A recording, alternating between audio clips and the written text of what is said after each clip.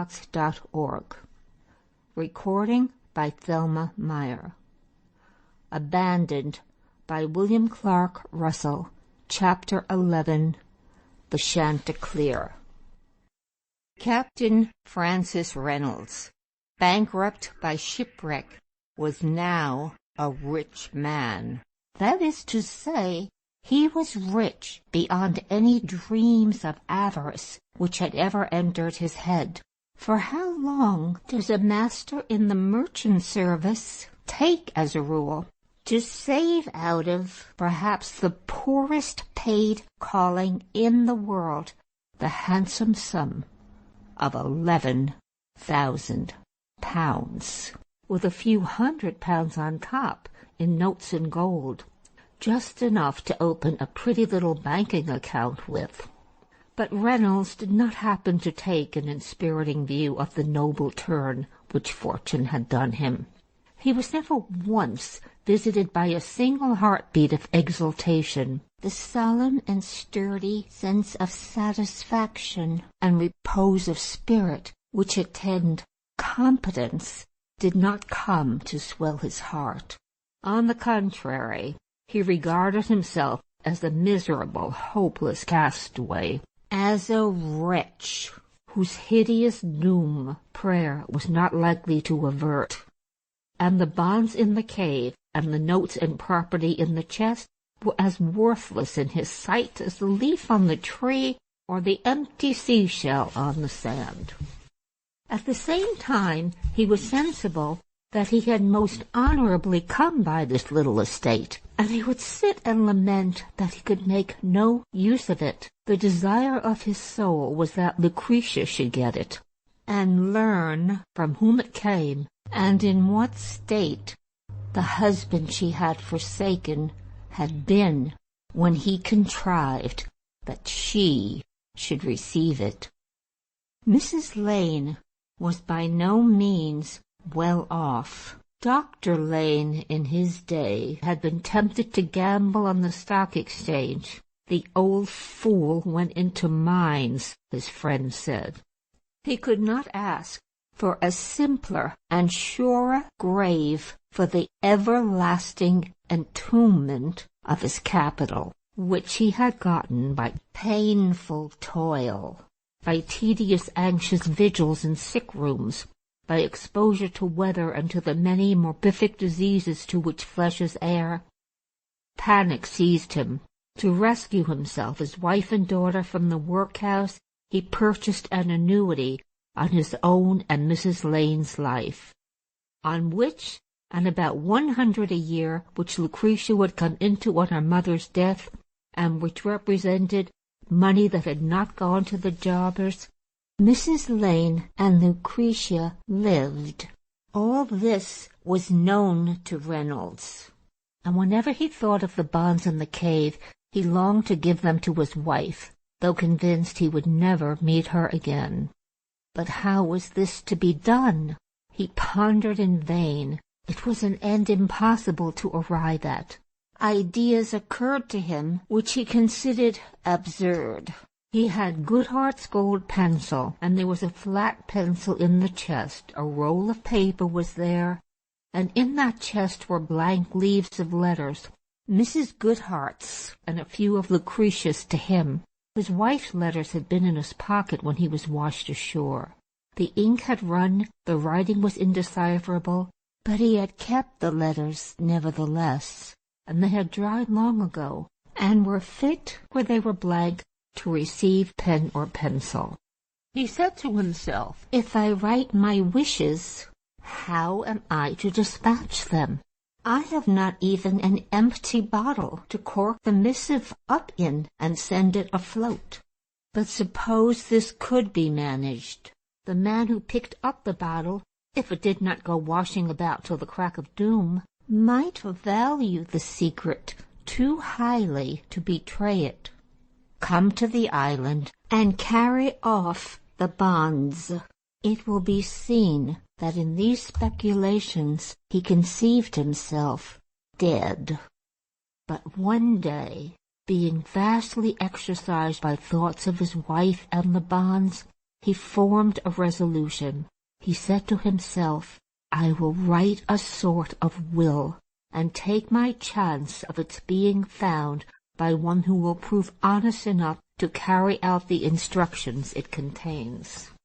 For he clearly understood that if he was to die on the island, the buried bonds must remain a secret forever, and £11,000 would be left to rot in a cave of no good to mortal man, when by leaving a declaration of the existence of the treasure, which it truly was, it might peradventure come safely into his wife's hands, and benefit the honest fellow who delivered it to her.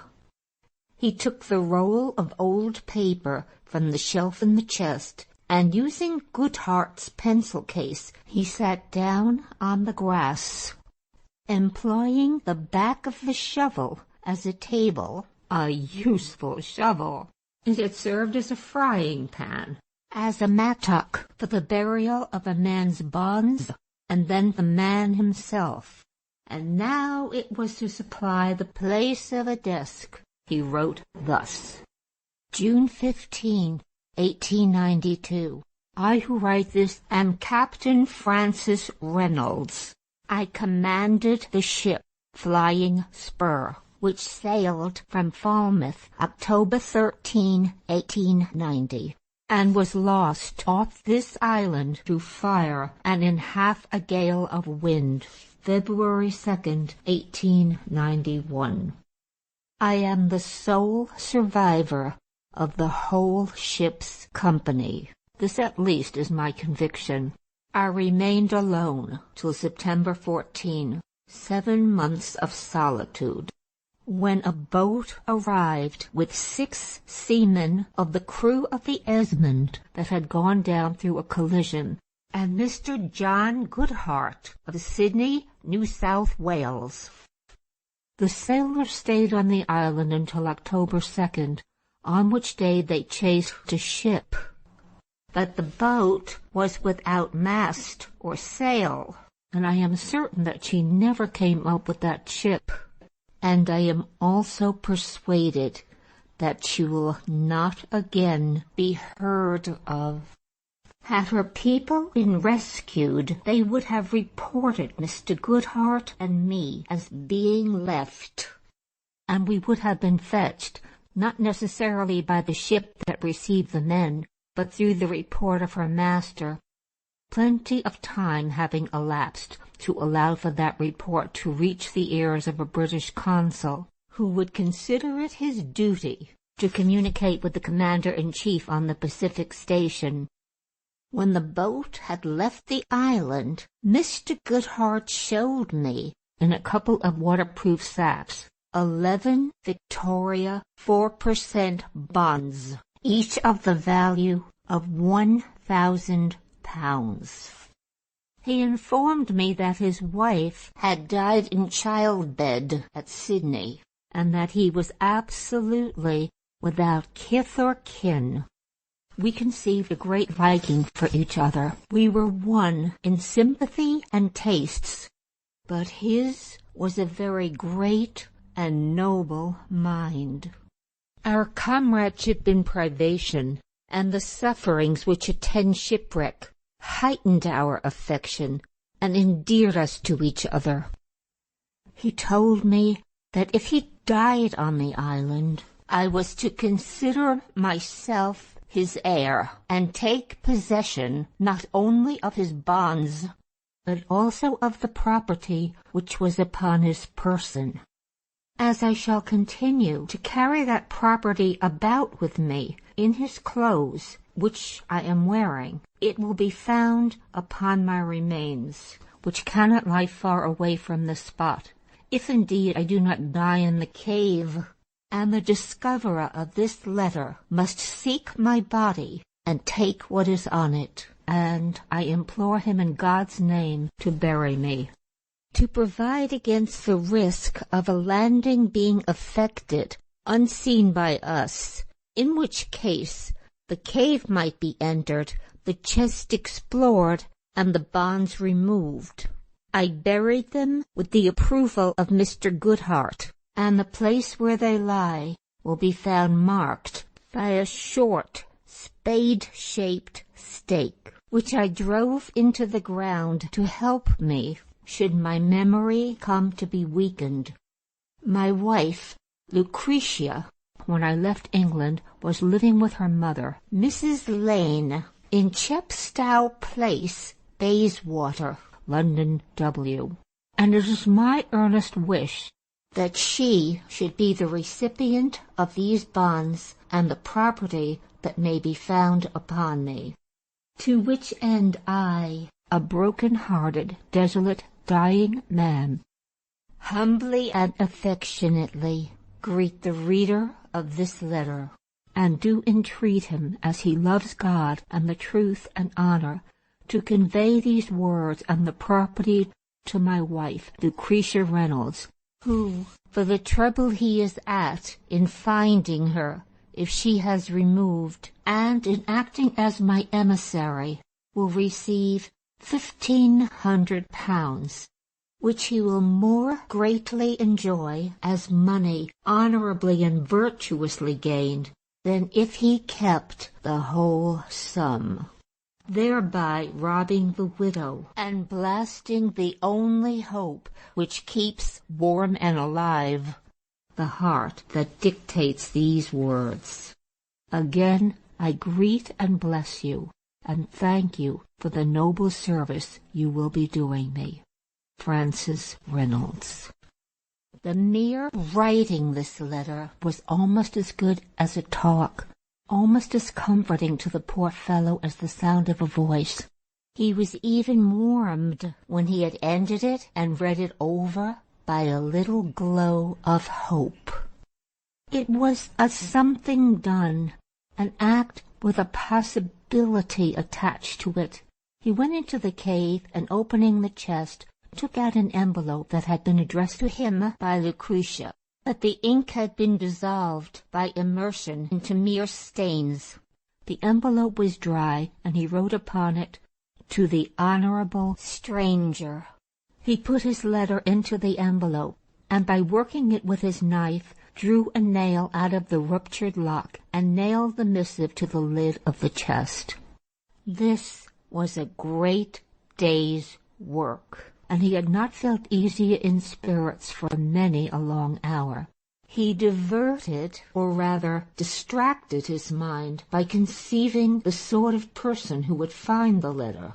But his face lengthened. The faint tinge of color deserted his hollow cheek, when fancy, exerting her brush, painted the image of a man cautiously entering the cave, then staring at the old sea-chest, then bringing the letter away from the nail to the mouth of the cave to read it, then picking up the shovel and digging out the bonds, then proceeding to search for Reynolds' dead body. He did not fear the passage from life into negation. He could not suppose it difficult to die. He was certain that in nearly all cases nature gently slopes the way and puts her child to rest as a mother her baby. And he was fond of these lines: "To die is landing on some silent shore, where billows never beat nor tempests roar. Ere well we feel the friendly stroke, 'tis o'er." Doubtless it was the human instinct of decency, or maybe it was the secret passion in most of us that our ashes shall be honorably used, that stirred in him. Somehow his very soul recoiled from the idea of his body lying unburied, submitting a pitiful, shocking spectacle to him who met with it. It is the pride of the spirit which demands that its earthly tabernacle shall not be dishonored when life is fled. There is nothing of human weakness in this quality. It is in true keeping with our most exalted thoughts that the spirit of man should desire that the shape of flesh which it warmed, which it informed, which expressed in brilliance of eye, in coloration of cheek, in play of mouth, in motion of limbs, the animation of its soul, should, when that soul has departed, be reverently composed, and decently draped for death, and piously memorialized. This same day, being full of his will, as he chose to think of his letter, he took the guineas and silver out of the shelf in the chest and dropped them into Goodhart's purse, which he returned to his pocket. Goodhart's clothes had been fairly new and of excellent quality, and they fitted Reynolds.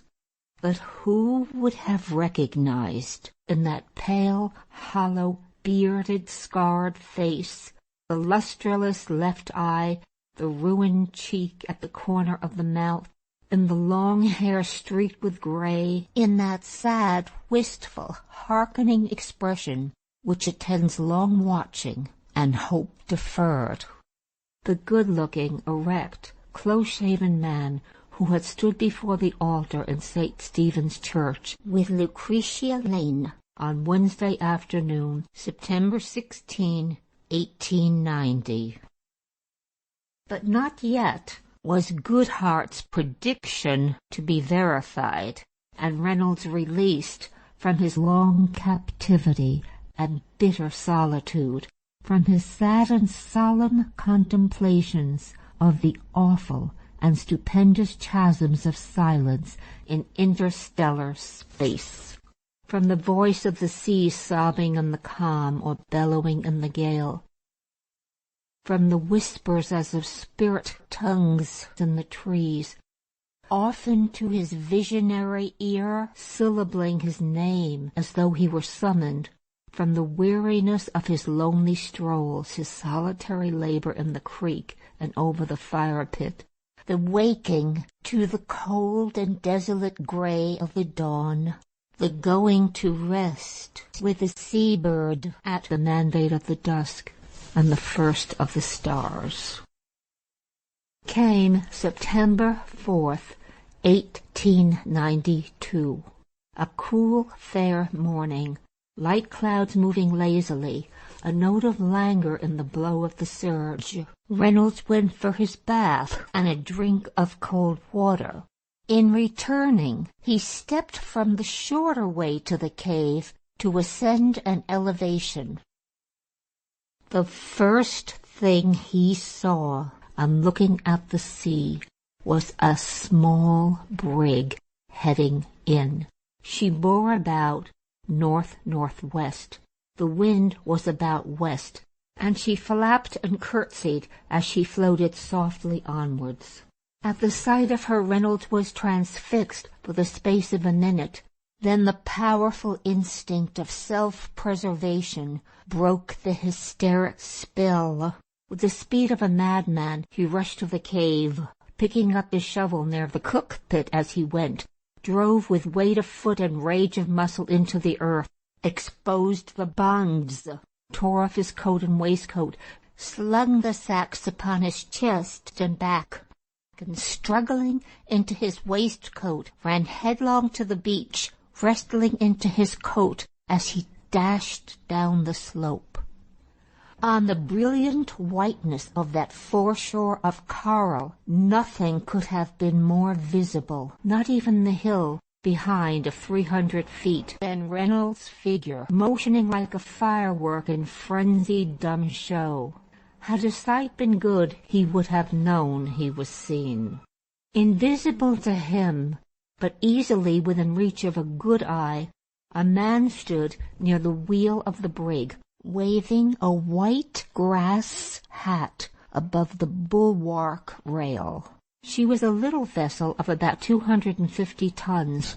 Her white breasts panted as she sank and rose upon the tireless swell of the sea. A band of white ran round her, broken by painted ports. The sun flashed a lightning glance from the metal dog vane at the royal masthead.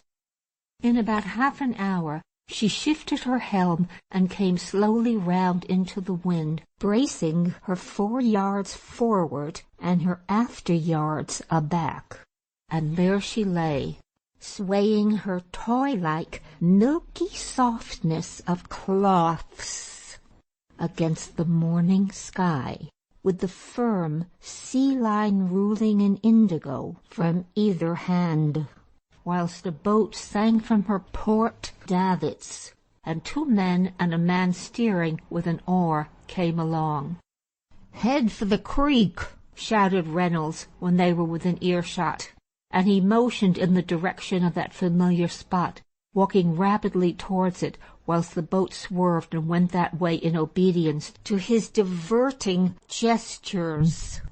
She entered the creek, and Reynolds stood waiting for her, ready to jump in from the low shore. And even before she had lost way, when 3 or 4 feet separated her from the bankside, even before the 2 men had thrown in their oars, Reynolds, with a wild convulsive shout of joy, sprang and was in the boat with arms out to shake hands with them all. The fellow who had steered with an oar had a cast in his eye, and the red beard on his chin was as stiff as a toothbrush. "You don't mean to lose no time," said he, gazing with the others with great curiosity at the figure of the man. "Who might you be?" "A shipwrecked sailor," answered Reynolds. "A man who was in command of a ship that foundered off here 20 months ago." "Thank God you are Englishmen, I can talk to you." One of them, who was a Swede, grinned, but his face sank instantly into its former stare of astonishment at the long hair and wild and rugged appearance of this newcomer. 20 months, said the man of the toothbrush beard. "Are you alone, sir?" "All alone." "This is a non-inhabited island, then?" "Oh, my God, yes." "Is there any fruit or vegetables to be got?" "That's what we've been sent ashore to find out, and to bring off." "You'll find nothing to eat ashore," said Reynolds. "What have you kept yourself alive on, then, sir?" "Fish. Look over the side. That's how I have fared." "Any fresh water?" "Abundant. 2 cataracts of delicious, cold, bright water." "Johnny," said the man, addressing one of his companions, "I'll just step ashore and have a look round, and then we'll put you aboard, sir." "God bless me, 20 months!" His face, hard as leather with weather and seafaring, softened its expression as he looked at Reynolds, and he said, "What might have been the name of your ship, sir?" "The Flying Spur." "Ailing from where?" "From London." "We are the brig Chanticleer." "From Hobart to San Diego." "Muddle." "Master." "And I'm her mate, and my name's Frost." "You keep all on down 'ere, sir, whilst I takes a look around. The old man will expect a report." He got upon the shore and walked up the slope. Reynolds sank into the stern sheet. He was trembling now, as he had trembled when he first beheld the apparition of the boatswain of the Esmond, looking down upon him as he sat with a slice of fish breaking his fast in the dell. His eyes were moist, his respiration short and distressing. The 2 men who remained observed his state, and humanely let him be for a little, with the taste which would have done honor to well-bred gentlemen, directing their gaze at the island or at the water over the side, in whose glass-clear depths shapes of fish could be seen, moving slowly. The sailors viewed anything rather than this rescued man who was broken down with the joy of release, the transports of deliverance. For extremes of human passions are in close touch, and great griefs and great delights often affect us in the same way. "I hope," exclaimed Reynolds, "that Mr. Frost won't be long. You can't guess how mad I am to feel your brig's decks under my feet." "He'll not be long," said the Swede soothingly. "He was bound to give a look round, or the old man would haze him. He can that old man." "Hey, Johnny?" His shipmate grinned. "I think," continued the Swede, "I did note der flying spur. She was a bark?" "No, she was a ship." "Then she was another." "I don't reckon you've done much smoking 'ere, sir," said Johnny. "It's always baccy that men miss most when they're locked up. I've got a pipe and baccy on me 'ere. Would you like a draw?" he added with a sailor's politeness. "I have not smoked for many months," answered Reynolds, "and thanking you much, will not start just now." He sent an impatient look at the island for Frost. "I have had no news for nearly 2 years, said he after a pause. "Have you any to give me? What's happened in all these months?" "Oh, there was a strike on amongst the sailors at Hobart when we sailed," said Johnny. "I don't believe in unions myself." "It was the same here," said the Swede. "They make you pay to become member," said Johnny, "and then keeps you out of work."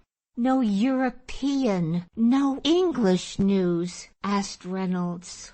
"I reads a piece in a paper before I leave, how dat they have opened a new dock at Cardiff, on dat a French tramp runs into der Goodwin lightship and sink her." Reynolds could not forbear a smile. After 20 months of ocean solitude, this was to be his news of the world. "One thing you'll find ain't much change since she was wrecked," said Johnny, "and that's sailors' wages." "On sailors' grub," said the Swede. "Them's a nice show of oysters," exclaimed Johnny, looking at a richly dyed cluster on some rocks projecting from the shore of the creek. "Jump on that rock," said Reynolds, "and you'll find a stone shaped like a cucumber. Knock them off with it. They are good eating." He did not need to ask if they had knives. Each man carried a blade in a sheath belted to his hip. They sprang ashore and were soon busy in hammering oysters and swallowing morsels truly delicious after peas soup and salt pork. It would be impossible to describe, though not hard to imagine, the dance of sensations, passions, and emotions in the mind of Reynolds whilst he sat waiting for the others in that boat. The island uprose before him. Goodhart was there in memory, and himself in his solitude, and again he beheld, with the vision of the spirit, the shadowless form that had walked bareheaded in the dell. How often had he watched those cascades, those birds out yonder, the ponderous coil of the surf rushing its load of splendor up the beach. He thought of the gloomy cave, his bed in the fissure, the stars, beyond which his thoughts had winked to God, the grave he had dug, the cross he had made, the words he had cut upon it, and now he was to be rescued. He was seated in the boat. Men were hammering and swallowing and talking hard by. Yonder was a brig to bear him back to civilization and liberty and the life of man in town or country. It was so much like a dream that he sweated with fear that it was, and got up and stepped into the bows of the boat, returned, picked up an oar, opened a little locker under the stern sheets, all to make sure that he was awake. Mr. Frost came leisurely along to the creek with a deep sea roll, and his arms curved like spouting water, and seeing that his men were eating oysters, joined them, calling to Reynolds, "Won't you partake of some before we go on board?" Reynolds called back, "I've eaten enough, and want no more." Indeed, he stuck to that boat as a barnacle to a ship, and grappling the thwarts, he might have defied the united efforts of the 3 men to heave him out. For this man had been shipwrecked, and the Chanticleer was the first vessel that had come to look at the island in 20 months, and God knows how much longer. And he sat in that boat with the intention to stop. Impatience was working up into agony in him, whilst the 3 feasted. The Chanticleer was a little brig. The discipline was not severe. If Mr. Frost was mate, he was man too, and was Jimmy ashore, though Mr. on board.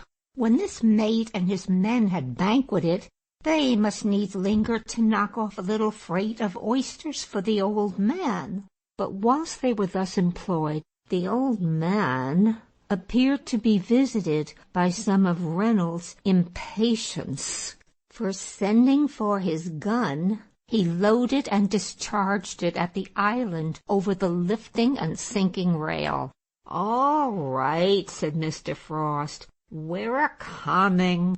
They entered the boat and shoved out of the creek with about 4 dozen oysters at Reynolds' feet. "You must have found it pretty dull," said Mr. Frost. "Deadly dull. Worse'n a lighthouse, I guess. I came across a grave. Was that of your erecting?" "Yes." "Ain't been alone all along, then?" "No. I likewise looked into a cave. It had a broken chest in it with a few old pipes in the shelf, and there was a hole in the corner of the ground as if something had been buried and then dug up. Did you sleep in that there cave?" "Sometimes." "Did you observe a letter nailed to the lid of the box?" "I can't say that I did." "Oh, why, yes, now that I come to think of it, I did take notice of what I thought was a label, sort of address card." "You left it there?" "Why, certainly." "Thanks." His answers were short. He scarcely listened. The man's heart was burning for the brig, to get aboard her, to sit safe and deep in her, bound for a port and human life. 6 months, said the mate, gazing grimly behind him at the receding island. If I was cast away alone upon a bit of a watertight backyard like that, blowed if I know how I should be able to pass the time. Nobody to play cards with, even if a pack was to be had or invented, ne'er a parrot in sight to tame and learn to talk. There's no signs of life anywhere. Not even that derned old goat which every man expects to fall in with when he's cast away. If a man was cast away with a fine young female, I don't know but that shipwreck was good, said the Swede. You might stow that swash, said the mate, with a very bristling, rugged nod. Several figures leaned over the side of the brig, watching the approaching boat. What product of the island, dressed as a man, was Jimmy Frost bringing aboard? The boat's bows struck the vessel and in a breath or two Reynolds had leapt the rail and was standing on the deck. Captain Muddle was a very short man, clad in a long coat, whose swelling skirts descended to midway the calves of his legs. When you took a back view of him and did not observe the projection of his long feet, whose toes curved upwards, you beheld the travesty of some provincial academic figure, say a village schoolmaster. It was a coat, a head, and a wide straw hat fixed securely on two stout wooden pegs. Nothing more at variance with the traditions of the beef-face of the sea could be imagined than this singular little creature, who wore a beard, who curled into a coil with soap the extremities of his mustachios, and who gazed at you through a pair of heavily rimmed spectacles. He was stepping his piece of quarter-deck with a sort of skating or sliding motion, with the dignity of an admiral taking the air in his stern walk, but stopped when Reynolds, jumping from the rail, sprang almost on top of him. The recoil of the short left leg in its trouser was an involuntary melodramatic stroke, an example to the tragedian who starts at a ghost, and the little man's magnified eyes glared at the wild and hairy figure that confronted him. "Are you Captain Muddle?" exclaimed Reynolds, who was so profoundly affected by the sense of salvation and the knowledge of absolute safety that he was without control of his voice.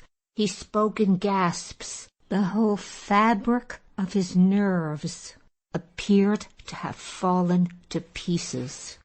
"Yes, sir, my name is Muddle," answered the little skipper, viewing the nearly 2 years' growth of hair, the long beard, the bloodless, haggard, injured face, the worn-out raiment of his visitor, with a most risible expression of astonishment, not wholly uncolored by awe.